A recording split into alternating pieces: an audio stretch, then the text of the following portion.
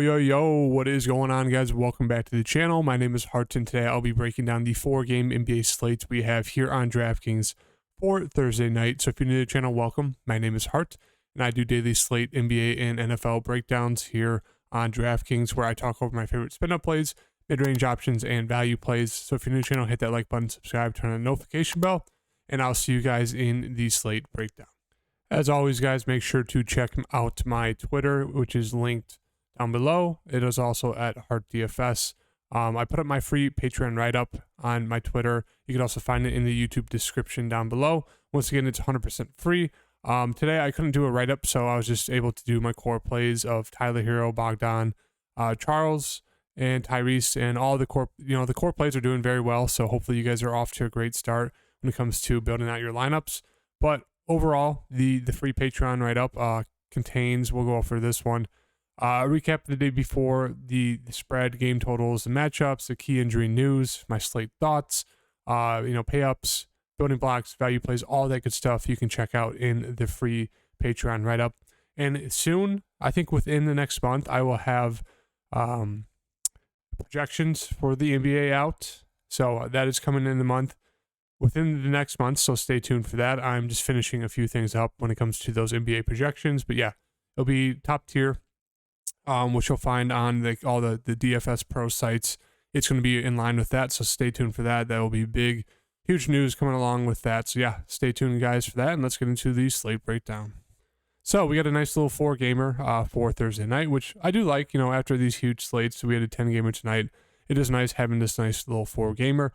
We started off with Milwaukee versus Memphis. So for Milwaukee, we already got the news that Drew Holiday is going to be out with an illness. So we know Giannis is going to shoulder more of the load. Chris Middleton is still pretty cheap here at $6,800. I know the price came up $800. Maybe that scares off some people. He was decent in that game, 29 minutes. Still on that minutes limit around 30. But he was solid out there. $6,800. Don't mind getting into him. Obviously, we know what we're getting with Giannis. It just comes down to if you can pay up for Giannis. Bobby Portis price came up a little bit, but he's been fantastic. Talked about him in the past 2 slates, how I really like the upside. He was super cheap, $5,800, went off for a double-double. $5,600, had him there, went off for 25, 11, and 1. Obviously, it's kind of hard to expect Bobby to be their second leading scorer behind Giannis, but he does have that upside. So $6,200, even though the price came up, I still think he's a solid play there. Brook Lopez, I actually have a little bit of interest in Brook Lopez. He's a decent point per minute guy. Going against Memphis here, he'll be matched up against Steven Adams, so it's not like they're going to go small and take Brook Lopez out of the game because, Memphis is going small. So we know he has upside, especially when it comes to blocks. So I think he looks decent there. My favorite out of their starting, starting 5, even though Bobby Portis doesn't start, it'd still be Bobby Portis or Middleton at their price tags, and then followed by Brook Lopez and then Giannis. Grayson Allen, $4,600. He should see a little bit more of the ball handling role. $4,600 looks like an okay play. Don't mind it there. Should see closer to 30 minutes. Expect him to shoot the ball maybe 2 or more times. Have a few more assist opportunities with Drew Holiday being out. But we know the main guy who's going to start will be Javon Carter. 28 minutes last game. 19 points. Going to go out there and not do a ton. So $4,300. Just more. It looks like an okay play. I don't mind if you guys want to get to him. He should see at least 25 minutes. Maybe they'll use him a little bit more guarding Ja. But yeah, he should see close to 30 minutes. He's just not going to shoot the ball a ton when you still have Giannis and Middleton leading the way. So he just looks more like an okay play. And then Pat Connaughton is going to be a great value option here. Usually we'll see closer to 25 minutes. That's kind of what he's been seeing the past week or so. He's not afraid to shoot the ball when he's out there. Can get you those peripherals. So he looks like a solid value play there, and that's really it. George Hill should see maybe 20-ish minutes off the bench. Don't think you need to reach for that. Moving on to Memphis. We have Ja at 10-4. Prices come down. Really like this price for Ja here, especially with no Drew Holiday guarding Ja. Really like Ja as a spin up for tomorrow. Should be, decently popular. Jaren Jackson Jr., Triple J. We know he has massive upside. He had 8 blocks in that last game. That's just wild. It's just the minutes. Now that this price has already come up to 7,600, the minutes still haven't come up, and I just don't like that. I know the last game was a blowout. Maybe he would have got a few more But we still haven't seen plus 30 plus minutes yet in the spot for Triple J. So I just don't think I'm going to get there. I mean, he still has upside there at 7,600 if you want to take that shot, but I just don't like the question mark on the minutes. Dylan Brooks is there. Don't like getting into him with everyone kind of back for this Memphis side. Tyus Jones coming off a huge game when he got the start because Ja was out. I mean, his price tag is really, really elevated. Ja, I mean, should be good to go unless we got random news. But yeah, don't have any interest in like these secondary plays besides Steven Adams, who does have some upside.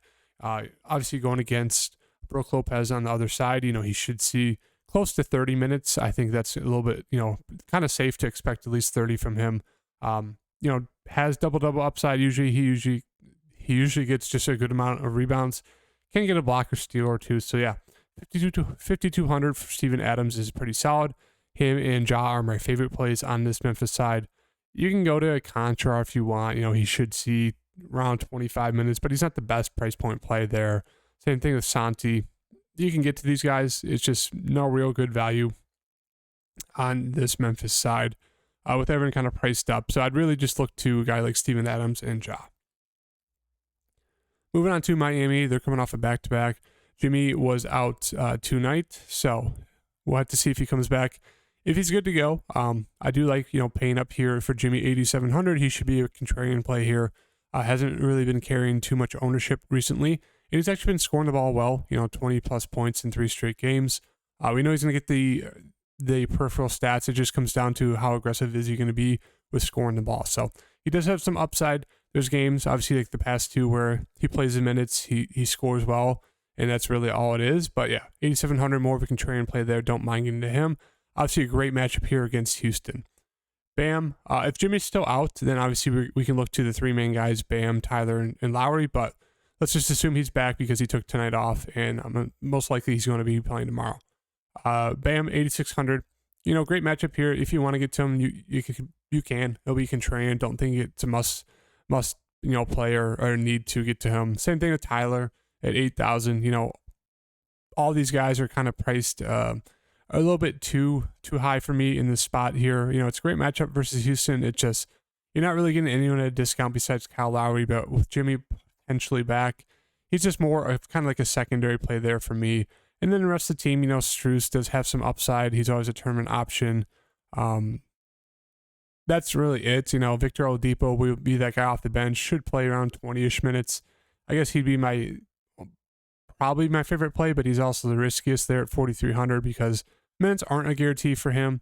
And he's not been the best recently, coming off of those injuries. So I'd still say, should see at least 20. And that's really it for Miami. Not a ton of interest. Moving on to Houston. So for Houston, we have KPJ and Jalen Green here at the top, 7,000 and 6,000. KPJ is going to be your safer player. He should see mid-30s minutes. Has the peripheral stats. It just comes down to if he's going to hit a shot and be aggressive. If he does, he could easily get you 40 plus here. And even in a tough matchup in slow-paced game against Miami, Jalen Green going to be more of your boomer bust player. He will see mid-30 minutes as well. He's going to shoot the ball a ton. Isn't as safe when it comes to the peripheral stats, but he can still do them. So he's another candidate who can go off for 40 plus fantasy points. If I had to pick one, it'd be, probably be KPJ, but they're both looking decent right there. Sengun just looks like he's just kind of there for me. No real hard take at 6,100 if you land on him. Smith's prices come up to 5,500, so it's come up $200. I mean, nothing huge, but should see about 32-ish minutes. He looks okay. No real hard standout there. And then for the value guys, Eric Gordon should see around 25-ish minutes, maybe close to 30. He's okay. Eason, usually a pretty solid point per minute guy there if he gets some minutes. KJ Martin, same thing. So it's like the value's there in those 3 guys, but I just don't see a need. Really, it's only just the top 2 guys for me on Houston, and that's it. Moving on to the Pelicans, still without Brandon Ingram, so Zion. It makes for a decent spin up. I just don't think there's a need to pay up for Zion at 9.8K. I mean, he's been solid, pretty much 50 fantasy points the past couple of games. Has upside for 60, but no real need to play him here against Utah. Even we do like That's one thing I'll say is Utah, they really give up a ton of points to opposing big men. So could be a huge day for Zion. A contrarian spin up play. So if you want to get to him, don't mind it. CJ is going to be contrarian here. He's been terrible. 14 points, 6 to 17, 30 minutes. So yeah, he has not been great recently. If you like to buy low on people, this is a prime candidate here. We know he has upside for 50 plus if he's hitting the shot. So don't mind it at 7,200. J-Val, 5,400. I do like taking a shot on J-Val. The minutes have been way down recently, 14, 28, 28, 18, 19. Now, we know he's very, very foul prone. Almost fouled out the past 2 games. That's why his minutes have been so low. But 5,400 for J-Val is wild. Haven't seen this price on him in forever. I mean, he is upside into the 40s if he can just get close to 30 minutes. So I do like taking a shot here, as I mentioned. Love targeting the bigs against Utah, and J-Val is setting up perfectly for that. The rest of the team, I mean, Murphy's there. He's going to shoot a little bit, decent point per minute guy. No real need to play him. Larry Nance has been seeing more minutes because of that foul trouble. Has upside, but it's just more of a dart throw, especially at 4,700. There's no need to play him there. Herb Jones is back. Only saw 20 minutes. He was limited. Really, I don't think there's a need to play him, even if he's playing, full whole game. He sometimes struggles to, score fantasy point wise. So there's really no interest in any of these guys. I mean, Daniels is going to be an okay value play off the bench still. Same thing with Najee. I still think he'd be my favorite one. He's the best player off the bench so far for them. It's really the only value they have is going to be, Daniels, Marshall. Alvarado is out, so that will mean a little bit more minutes for a guy like CJ. Daniels will see some point guard run, point forward, same thing. Najee will see a few more minutes, maybe a little dust off Devontae Graham for, 10 to 15 at most. Don't think there's a need to play him there. Really just bumps up a guy like CJ. Moving on to Utah. Laurie, 8,100. He seems to be quiet recently. He does have 50 plus point upside. So 8,100. Don't mind getting to him. Same thing with Clarkson. I just really haven't felt the need to get to them yet on this season. The price points are okay. Kelly Olynyk, I think he'd be my favorite play. Most interest in him, even though it's not a great matchup guarding Zion. There is foul trouble because we know Kelly Olynyk is super foul prone. Beasley's prices come up to 5,900. I mean, I just don't really see a standout play here besides, taking a shot on Olynyk. Now, I know Vanderbilt had a huge game last game. Dropped a 50 bomb randomly in 23 minutes, which is wild. 18, 14, and 6. It almost fouled out too, which is insane. But yeah, I just don't think there's really a need to get to anyone. I mean, Mike Conley is pretty interesting here. Only 5,300. Should see about 30-ish minutes. He's not going to go out there and shoot the ball a ton. But if he gets you like mid-30s fantasy points, it's 36. I mean, 5,300 for him. That'd probably be my favorite play on this side. Nigel's actually seen some minutes, even though that game was a blowout last game. So, I mean, their guys are priced up. Kessler was super productive off the bench as well. So, yeah, really no interest in any of these guys. I mean, Rudy's going to be the best value play, maybe the best play on this Utah side besides maybe taking a shot on Conley. Otherwise, no real strong take or interest in anyone on Utah. And then the last game, Phoenix, just super, super frustrating how they're, super chalky that last slate, and they were terrible. They were god-awful and horrendous. So Devin Booker, questionable. Hopefully he plays because I really don't want to get to Phoenix chalk again because I know they're just going to bust. But yeah, Devin's been bad recently, 9,300. Don't mind taking a shot on him here. It'll be interesting to see if there's any Clippers news because they are playing tonight. I think they played the previous night as well. So they've been playing a lot of games the past 3 days. We know they like to rest their guys. So maybe this is a game that will turn into total chaos with all the injury news. But Devin Booker's, potentially back. Chris Paul, 8,200. If Devin Booker's back, don't love the price tag there. If Devin Booker is still out, 8,200 for Chris Paul's okay. Ayton is questionable. Absolutely screwed me here. First time I play him all season, and he gets hurt. 8 fantasy points, doesn't play the rest of the game. So 7,700, not the best price tag on him. Bridges shot 4 of 5,000. Literally 4 of 24. Insane. Wild. Still got you 30 fantasy points, so he didn't kill us. But 4 of 24 is just wild. If Booker's out, I do like going to Bridges. If Booker's in, no real need to get to anyone on this team, really. It's not the best matchup versus the Clippers. Johnson may be back. He was out that last game, but maybe he's back. Campaign's ruled out. So we'll get guys like Damian Lee off the bench, who's a decent value player. I think my best interest is going to be in this value. The value plays like a guy like Damian Lee, who should see mid-20s, hopefully. Shamit started, saw 32. You can go to him. He's very score independent. I know he did well for stat-wise, but there's always that risk there. Josh Okogie saw 20 minutes, mostly in the blowout. So don't think you need to get down to these guys. I mean, Biombo, if Ayton's out, you could look to him. He'll split minutes with Jock Landale, who saw 12. Biombo saw a little bit more in that second half. But yeah, there was just a good amount of news we had to kind of wait for on this Phoenix side. And then obviously with LAC, the Clippers, there's going to be news when it comes to the top two.